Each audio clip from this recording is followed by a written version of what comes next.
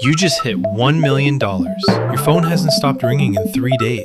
Cousins you haven't heard from in 6 years. Aunts who used to talk about you behind your back. Your uncle who called you a failure at Thanksgiving 2019. All of them suddenly need to talk to you. But here's what I need you to understand. This didn't start at 1 million. This story starts much earlier. This story starts at 0, when you had nothing, when you were nobody, when your own blood looked at you like a problem they didn't want to solve. Because that version of the story, that's the one nobody wants to tell you. So in the next 10 minutes, I will. You're 22 years old, $0 in your bank account. Actually, negative $47. Because your account got charged for a subscription you forgot to cancel. The universe has a sense of humor. You're living in a 1-bedroom apartment, shared with 2 other people. You sleep on a mattress on the floor. Not because you chose this, because this is what you could afford. And every single Sunday, you go to your family's house for dinner. And the moment you walk in, you feel it. That thing in the air. That shift in the room, that look people give you when you walk in with nothing to offer and nothing to show. Your aunt sets the table. She doesn't ask you to help, not because she's being kind, because she doesn't want you touching anything that matters. Your cousin walks in behind you. He just got a promotion. The entire room lights up. Oh my God, congratulations! We're so proud of you. Tell us everything. You sit down quietly. Nobody asks how you're doing. You eat your food. You smile when you're supposed to smile. And when your grandmother looks at you across the table and says, "So, are you still doing that little thing you're trying?" That little thing. That little thing is 80-hour weeks. That little thing is skipping meals to reinvest every dollar. That little thing is your entire life. But to her, it's a little thing because it hasn't produced results yet. And to your family, you only exist in your results. Your girlfriend has been with you for 2 years. She's been patient. She's been supportive. At least, that's what she said. But lately, something's changed. She compares you to other people. Her friend's boyfriend just bought a car. Her colleague just got a raise. Her sister's husband is taking the family on a vacation. When are we going on vacation? You're working 80-hour weeks to build something real.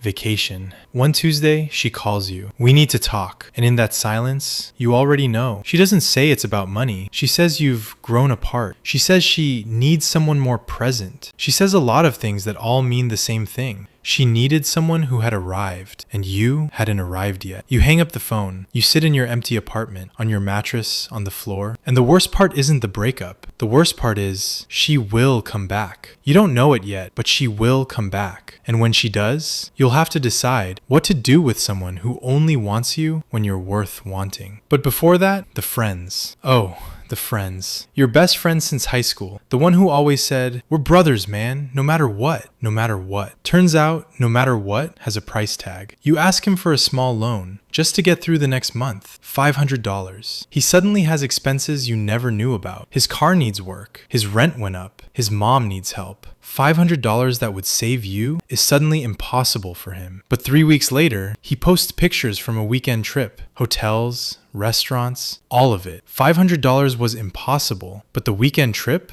was fine. You screenshot it, not for revenge, just to remember. For when the memory gets soft and you start wondering if you imagined it all. You didn't imagine it. It happened exactly like you remember. Your cousin is getting married. Big family gathering. Everyone is there. And somehow, every conversation finds its way back to you. When are you getting married? When are you going to get a real job? Why don't you just work for your uncle's company? Your brother took the safe path. Why can't you? Your brother. Let's talk about your brother for a second. Your brother took the safe path. 9 to 5, steady salary, company car, and at every family dinner, he is held up like a trophy. While you are held up like a cautionary tale. Don't end up like your brother's situation, except they say your name. They say your name in front of everyone at the dinner table while you're sitting right there, eating the food you didn't bring because you couldn't afford to contribute. Your mom defends you. She always defends you. But even her defense feels like an apology. He's working on something. Give him time. Not, he's going to change everything. Not, you have no idea what he's capable of. Just give him time. Like you're a problem in progress, not a person with a plan. You drive home that night, windows down, music off, just you and the road, and the burning feeling in your chest that you are going to prove every single one of them wrong. Not for them, for you. And so you work. God, you work. Something shifts at 23. Small at first. Your first real client, $3,000. The most money you've ever made in one payment. You stare at your bank account for 20 minutes, just staring, like it might disappear if you look away. You tell your family. Your mom is happy. Your dad nods. Your aunt says, "That's nice, but is it stable?"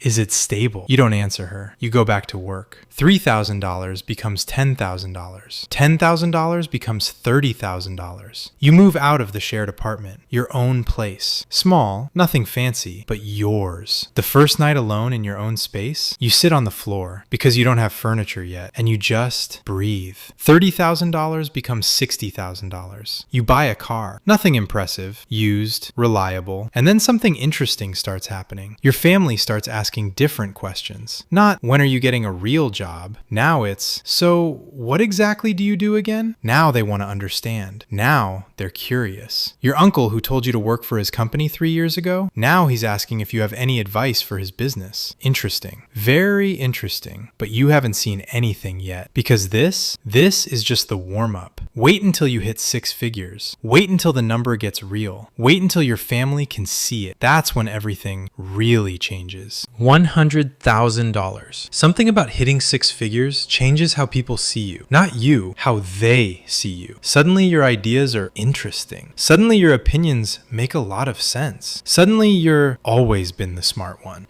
Always been. Your cousin who ignored you at his wedding, he needs career advice. Your aunt who asked about your little thing, she wants to know if you can look at something for her son. Your uncle with the company wants to have lunch. His treat. His treat. The same man who 2 years ago told you to come work for him, now taking you to lunch. His treat. You go to that lunch. You smile. You listen. And somewhere between the appetizers and the main course, you realize something. These people haven't changed. You have. Or rather, your number has. And to them, the number is you. The most painful part of making money isn't the work. It's watching people who never believed in you suddenly become your biggest fans and having to decide what to do with that. $100,000 becomes $250,000. $250,000 becomes $500,000. The car gets better. The apartment becomes a house. The house becomes a bigger house. And she comes back. The girlfriend who left. The one who needed someone more present. She sends a casual text. "Hey stranger, been a while. How are you? How are you?" You look at that message for a long time. You think about the mattress on the floor. You think about the Sunday dinners where nobody asked how you were doing. You think about the $500 loan your friend couldn't manage. And you reply, 2 words, "I'm good." And you put your phone down because some doors close for a reason, and opening them again just lets the cold air back in. $1 million.